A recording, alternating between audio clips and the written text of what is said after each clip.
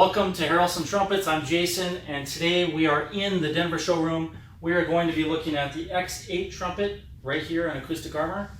If you haven't seen it, there's an overview of all the horns behind me, and you should check them all out because each one has its own strengths. The X8 was built in November of 2018. Quick synopsis, it was sold to someone who then broke the lead pipe off. Very unfortunate accident that happened in a torpedo case.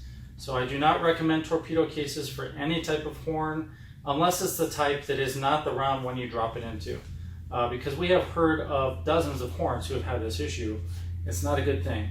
If you're putting it in a torpedo case, you may want to find a way to brace it in there so that if it's dropped, it doesn't go putting extra force on the end of the bell or the end of the lead pipe. Harrelson trumpets are specifically designed to resonate more than any other horn. We don't have bracing in here or there intentionally. So it would be advantageous to treat it like it's a fine musical instrument. If you do that, it'll last you your entire life. And we've had horns out there for 15, 20 years, and they did not get broken.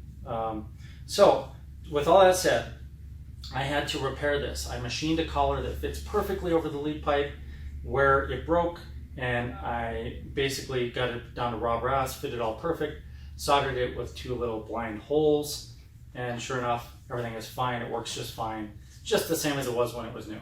All of that to tell you that we now have this X8 back in our shop, and I've already filmed a video on it once before in November, so if you want to go back and watch that on YouTube, help yourself.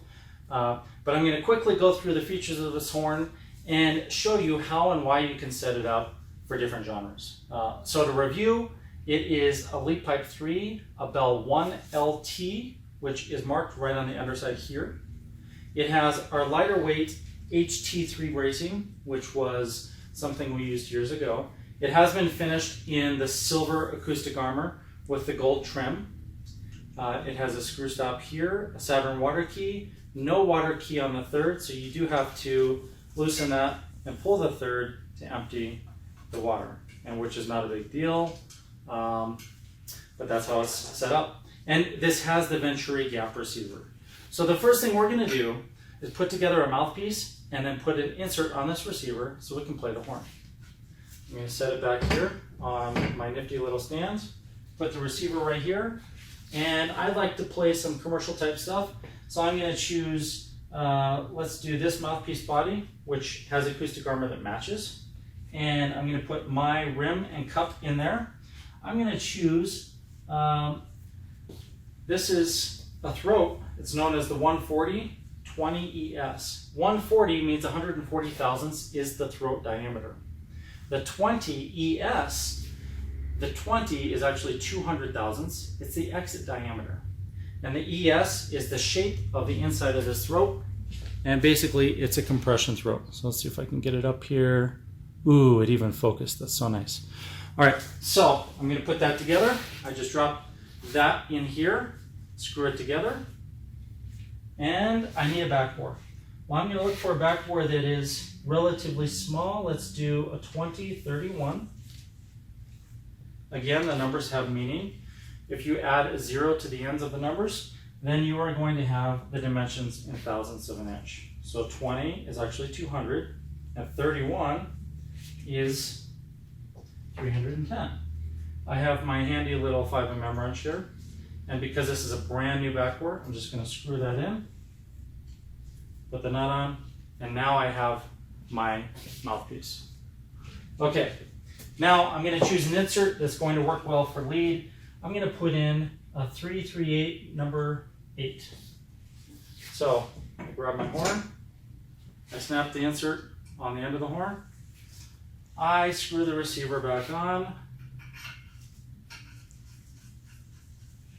and now I put my mouthpiece in, and we have a fully functional, amazing, fleet commercial X8 trumpet. All right, let's try this thing out.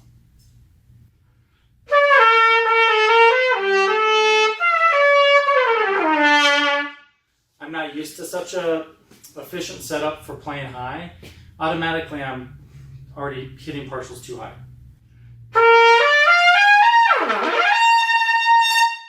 That's a very easy high C. a very easy double high C.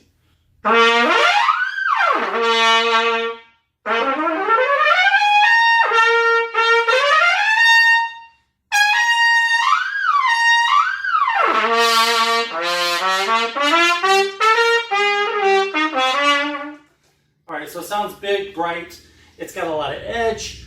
I would definitely take this to any gig that's lead, commercial, salsa. I mean, it lights up very easily.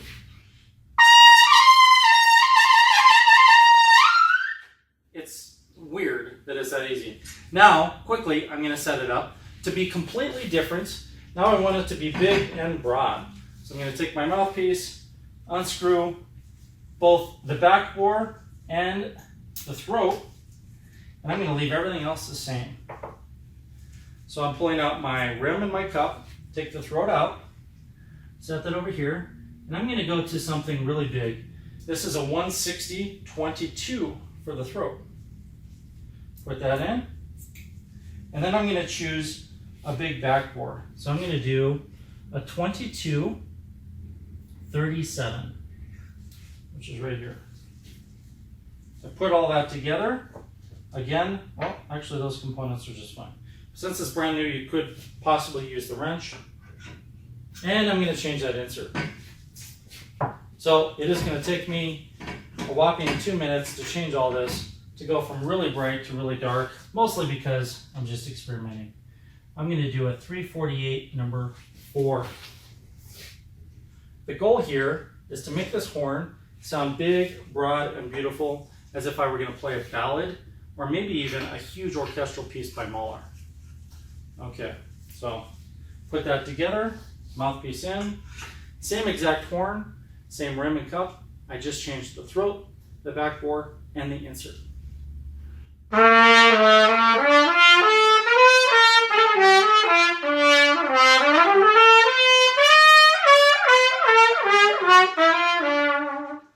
I hope you can hear the difference, because I can put a ton of air through this now, and the sound is just amazingly huge.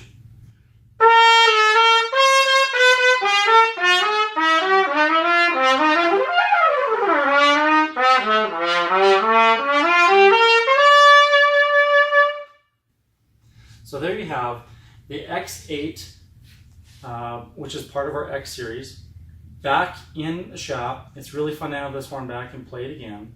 You got to see how the 5mm can be changed to go from one genre completely to a different genre, and how we adjusted just that one insert to make the horn play completely different. So it feels great now as a ballad horn.